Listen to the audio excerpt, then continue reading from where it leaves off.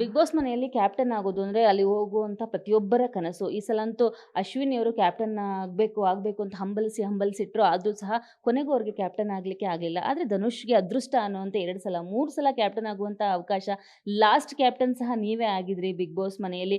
ಈ ಬಗ್ಗೆ ಎಷ್ಟು ಖುಷಿ ಇದೆ? ತುಂಬ ಖುಷಿ ಇದೆ.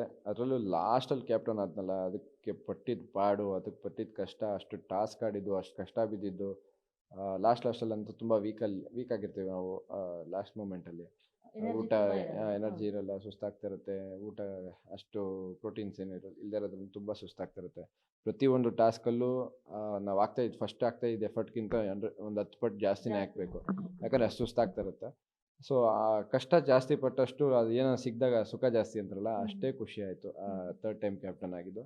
ಅದು ಬಂದು ಸುದೀಪ್ ಸರ್ ಅದ್ರ ಬಗ್ಗೆ ಮಾತಾಡಿದ್ದು ಇನ್ನೊಂದು ಖುಷಿ. ಓಕೆ. ರಕ್ಷಿತಾ ಮತ್ತೆ ಫಸ್ಟ್ ವೀಕಲ್ಲಿ ಜಾಹ್ನವಿ ಅವ್ರದ್ದು, ಅಶ್ವಿನಿ ಅವ್ರದ್ದು ಜಗಳ ಆಗತ್ತೆ. ಸೊ ಅವಾಗ ಸ್ಟ್ಯಾಂಡ್ ತಗೊಂಡಿದ್ದೆ ಗಿಲ್ಲಿ. ಹಾಗಾಗಿ ನಾನು ಕಿಚ್ಚನ ಚಪ್ಪಾಳೆ ಗಿಲ್ಲಿಗೆ ಕೊಡ್ತೀನಿ ಅಂತ ಗಿಲ್ಲಿಗೆ ಕೊಡ್ತಾರೆ ಸುದೀಪ್ ಸರ್.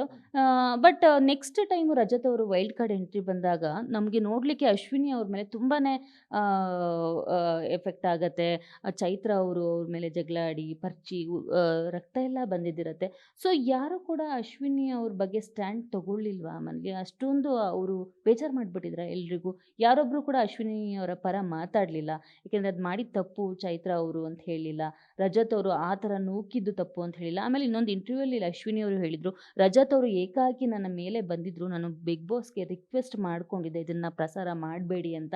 ಸೊ ಹಾಗಾಗಿ ಪ್ರಸಾರ ಮಾಡಿಲ್ಲ. ಬಿಗ್ ಬಾಸಿಂದ ಆಚೆ ಬಂದಿದ್ದೀನಲ್ವಾ, ಅದಕ್ಕೆ ಹೇಳ್ತಾ ಇದ್ದೀನಿ ಅಂತ ಹೇಳಿದರು. ಸೊ ಇಂಥ ಟೈಮಲ್ಲಿ ಅಪೋಸ್ ಮಾಡಿದ್ದು ನೋಡಿದ್ರಾ? ಅಥವಾ ಇದು ತಪ್ಪು ಅಂತ ಅವ್ರಿಗೆ ಹೇಳೋ ಮನವರಿಕೆ ಯಾರಾದರೂ ಮಾಡಿದ್ರಾ ಮನೆಯಲ್ಲಿ? ನಾನು ಆ ವಿಷಯಕ್ಕೆ ನಾಮಿನೇಟೇ ಮಾಡಿದ್ದೆ ರಜತ್ ಅವ್ರನ್ನ. ಅದು ನಾಮಿನೇಷನ್ ಟೈಮಲ್ಲೇ ಅದು ಮಾತುಕತೆ ನಡೆದಿದ್ದು, ಅದು ತಪ್ಪು ನೀವು ಮಾತಾಡಿದ್ದು, ಹಂಗಂತ ಅವ್ರು ಮಾತಾಡಿಲ್ಲ ಅಂತಲ್ಲ. ಸೊ, ಅವ್ರ ಜಗಳದಲ್ಲಿ ಇವರು ಮಾತಾಡಿದ್ರು, ಅವರು ಮಾತಾಡಿದ್ರು. ಆಮೇಲೆ ನೀವು ತಳ್ಳಿದ್ದು ತಪ್ಪು, ಅದು ಅಷ್ಟೊಂದು ಫೋರ್ಸಾಗಿ ಬೇಡವಾಗಿತ್ತು ಅಂತಲೂ ಹೇಳಿದ್ದೀವಿ. ಇವಾಗ ಅವರೇ ಅಷ್ಟು ಜಗಳ ಆಡ್ತಾ ಇರಬೇಕಾದ್ರೆ ನಾವು ಹೋಗಿ ಅದನ್ನ ಜಗಳ ಮಾಡೋಕ್ಕಾಗಲ್ಲ. ನಾನು ಹೇಳ್ಬೋದು ಅಷ್ಟೇ, ಅದನ್ನು ಅವ್ರನ್ನ ನಿಲ್ಲಿಸಿ, ನೀವು ಮಾಡಿದ ತಪ್ಪು, ಯಾಕಂದರೆ ನಮ್ಮ ಸೀಸನಲ್ಲಿ ಇಲ್ಲಿವರೆಗೂ ಹೋಗೇ ಬಾರೆ ಅನ್ನೋದೇ ದೊಡ್ಡ ವಿಷಯ. ನೀವು ಬಂದು ಈ ಥರ ಎಲ್ಲ ಮಾತಾಡ್ತಿರೋದು ತಪ್ಪು ಅಂತ ನಾಮಿನೇಟ್ ಮಾಡಿದ್ವಿ. ಅವ್ರಿಗೋಸ್ಕರ ಸ್ಟ್ಯಾಂಡ್ ತೊಗೊಂಡಿಲ್ಲ ಅಂತಲ್ಲ. ಹೆಂಗೆ ತೊಗೊಬೇಕೋ ಹಂಗೆ ನನ್ನ ರೀತಿಯಲ್ಲಿ ನಾನು ತೊಗೊಂಡಿದ್ದೀನಿ ಅಷ್ಟೇ. ರಕ್ಷಿತಾದು ಏನಕ್ಕೆ ಅಂತಂದರೆ, ರಕ್ಷಿತಾ ವಾಪಸ್ ಮಾತಾಡಿಲ್ಲ ಅಲ್ಲಿ. ಇಲ್ಲಿ ಒನ್ ಸೈಡೆಡ್ ಆಗೋಯ್ತು ಅಲ್ಲಿ. ಅವರಿಬ್ಬರು ಜಾನ್ವಿ ಮೇಡಮ್ ಮತ್ತು ಅಶ್ವಿನಿ ಮೇಡಮ್ದು. ಅಂದರೆ ಅವರು ಅಲ್ಲೇನೋ ಕಾಮಿಡಿ ಮಾಡೋಕ್ಕೆ ಹೋಗಿ ಅದು ಸೀರಿಯಸ್ ಆಗಿ ವಾಪಸ್ಸು ರಕ್ಷಿತಾ ಏನು ಮಾತಾಡದೇ ಇರೋದ್ರಿಂದ ಅದು ಸ್ವಲ್ಪ ಜಾಸ್ತಿಯಾಗಿ ಗಿಲ್ಲಿ ಆ ವಿಷಯದಲ್ಲಿ ಎಂಟ್ರಾಗಿ ಏನೋ ಮಾತಾಡೋದಕ್ಕೆ ಸುದೀಪ್ ಸರ್ಗೆ ಸ್ಟ್ಯಾಂಡ್ ತೊಗೊಂಡಿದ್ದಾರೆ ಅಂತ ಅನಿಸಿ ಕಿಚ್ಚನ ಚಪ್ಪಾಳೆ ಕೊಟ್ಟಿದ್ದು. ಮತ್ತು ಅಶ್ವಿನಿ ಮೇಡಮ್ ವಿಷಯದಲ್ಲಿ ಏನಾಗುತ್ತೆ ಅಂದರೆ, ಅವ್ರಿಗೆ ಅವ್ರು ಸ್ಟ್ಯಾಂಡ್ ತೊಗೊಳೋ ಎಲ್ಲ ಕೇಪಬಿಲಿಟಿ ಅವ್ರಿಗಿದೆ. ಅವ್ರಿಗೆ ಸ್ಟ್ಯಾಂಡ್ ಅಷ್ಟು ಕ್ಲೀನಾಗಿ ತೊಗೊತಾ ಇದ್ರು. ಅವ್ರ ವಿಷಯಕ್ಕೆ ಬಂದಾಗಂತೂ ಇನ್ನು ತುಂಬ ಚೆನ್ನಾಗಿ ತೊಗೊತಾ ಇದ್ರು. ಆ ಮಾತಿನ ಭರದಲ್ಲಿ ಅವ್ರು ಸ್ಟ್ಯಾಂಡ್ ತೊಗೊಳೋದು ತಪ್ಪೇ ಅಲ್ಲ. ನಾನು ಅವ್ರಿಗೆ ಅದನ್ನೇ ಹೇಳ್ತಾ ಇದ್ದೆ, ಸ್ಟ್ಯಾಂಡ್ ತೊಗೊಳೋದು ತಪ್ಪೇ ಅಲ್ಲ. ಆ ಮಾತಿನ ಭರದಲ್ಲಿ ಅವ್ರು ಮಾತಾಡಿದ್ರು ಅಂತ ಇವರು ಮಾತಾಡ್ತಾ ಇದ್ರು. ಅದೊಂದೇ ಅವ್ರು ಕೋಪ ಜಾಸ್ತಿ. ಅಂದರೆ ನಾನು ಎಲ್ಲ ಇದರಲ್ಲಿ ಹೇಳಿದ್ದೀನಿ, ಕೋಪ ಜಾಸ್ತಿ ಅಷ್ಟೇ ಅವ್ರಿಗೆ. ಕೋಪ ಜಾಸ್ತಿ ಆದಾಗ ಮಾತ್ರ ಅದು ಅವ್ರು ಹೇಳಿದ್ರು ಅಂತ ಇವರು ಹೇಳಕ್ಕೆ ಸ್ಟಾರ್ಟ್ ಮಾಡ್ಬಿಡ್ತಾರೆ. ಸೊ ಇಬ್ರದ್ದು ತಪ್ಪಿದ್ದಾಗ ಯಾರೂ ಎಂಟ್ರ್ ಆಗಲ್ಲ ಅಲ್ಲಿ. ಒಬ್ಬರೇ ಒಂದೇ ಸೈಡ್ ತಪ್ಪಿದ್ದಾಗ ನಾವು ಎಂಟ್ರ್ ಆಗ್ಬಿಟ್ಟು ಇಲ್ಲ ನೀವು ಮಾಡ್ತಾ ಇರೋದು ತಪ್ಪು ಅಂತ ಏನೋ ಒಂದು ಹೇಳ್ಬೋದು. ಇಬ್ರದ್ದು ತಪ್ಪಾದ್ಮೇಲೆ ನಾವೇನು ಮಾತಾಡೋಕ್ಕಾಗಲ್ಲ. ಅಷ್ಟೇ. ಓಕೆ. ಲಾಸ್ಟ್ ನೀವು ಕ್ಯಾಪ್ಟನ್ ಆದಾಗ ಅಲ್ಲಿ ಒಂದು ಟೀಕೆಗಳು ಬರುತ್ತೆ, ಮೋಸದಿಂದ ಕ್ಯಾಪ್ಟನ್ ಆದರು ಧನುಷ್ ಅವರು ಅಂತ. ಯಾಕೆಂದರೆ ರಾಶಿಕ್ ಅವರು ಸರಿಯಾಗಿ ಉಸ್ತುವಾರಿ ಮಾಡಿರಲಿಲ್ಲ. ಸೊ ಬಿಗ್ ಬಾಸ್ ಅವ್ರು ನೋಡಿ ಹೋಲ್ಡ್ ಮಾಡ್ತಾರೆ. ನಾನು ಕಿಚ್ಚ ಸುದೀಪ್ ಅವ್ರು ಹೇಳೋ ತನಕ ನೀವು ಕ್ಯಾಪ್ಟನ್ ರೂಮ್ ಎಂಟ್ರಿ ಆಗಿಲ್ಲ ಅಂತಾರೆ. ಆವಾಗ ಅಶ್ವಿನಿ ಅವರು ಕೂಡ ನಿಮ್ಮನ್ನು ರಿಕ್ವೆಸ್ಟ್ ಮಾಡ್ತಾರೆ, ನನಗೆ ಕ್ಯಾಪ್ಟನ್ಸಿ ಬಿಟ್ಕೊಡಿ ಅಂತ. ಬಟ್ ನಿಮ್ಗೆ ಯಾಕೆ ಬಿಟ್ಕೊಡ್ಬೇಕು ಅಂತ ಅನಿಸಿಲ್ಲ? ಇಲ್ಲ, ಸ್ಟಾರ್ಟಿಂಗ್ ಅವ್ರು ನನಗೆ ಕ್ಯಾಪ್ಟನ್ಸಿ ಬಿಟ್ಕೊಡು ಅಂತ ಕೇಳಲಿಲ್ಲ. ಅದು ಕ್ಯಾಪ್ಟನ್ ಬಿಗ್ ಬಾಸ್ ಅನೌನ್ಸ್ ಮಾಡ್ತಾರಲ್ಲ, ಇವರು ಹೋಟೆಲ್ ಹಾಕಿದಾದ್ಮೇಲೆ ನೀವು ಕ್ಯಾಪ್ಟನ್ ಆಗಿದ್ದೀರಾ ಅಂತ. ಅವಾಗ ಬಂದು ಅವ್ರು ನನ್ನ ಹತ್ರ ಮಾತಾಡೋದು, ನೀವೇ ಬಿಟ್ಕೊಡ್ಬೋದಿತ್ತಲ್ವಾ ಅದು ಇದು ಅಂತ. ಅವ್ರು ಕೇಳಿದ್ದು ತಪ್ಪು ಅಂತ ನನಗನ್ಸಿಲ್ಲ ಆ ಟೈಮಲ್ಲಿ. ಯಾಕಂದರೆ ಅವ್ರು ಹೇಳಿದಾದ್ಮೇಲೆ ನನ್ನ ತಲೆಯಲ್ಲಿ ಹೊಡಿತದೆ.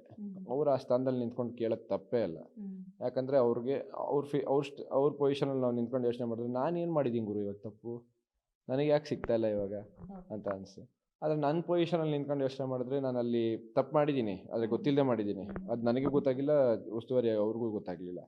ಅದಾದಮೇಲೆ ಬಿಗ್ ಬಾಸು ಈ ತಪ್ಪು ಮಾಡಿರೋದ್ರಿಂದ ಅವ್ರು ಕ್ಯಾಪ್ಟನ್ ಆಗ್ತಾರೆ ಅಂತ ಹೇಳಿದ್ರು ನಮ್ಗೆ ತಲೆ ಕೆಡ್ಸ್ಕೊಂತಾರಿಲ್ಲ.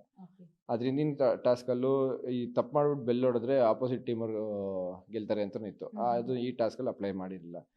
ಅದಾದಮೇಲೆ ಬಿಗ್ ಬಾಸ್ ಅದನ್ನ ವಿಡಿಯೋ ತೋರಿಸ್ಬಿಟ್ಟು ಮತ್ತೆ ಮನವೊಲಿಸಿ ಯಾರು ಅಂದರೆ ಬಹುಮತ ಬರುತ್ತೋ ಅವರು ಕ್ಯಾಪ್ಟನ್ ಆಗ್ತಾರೆ ಅಂತ.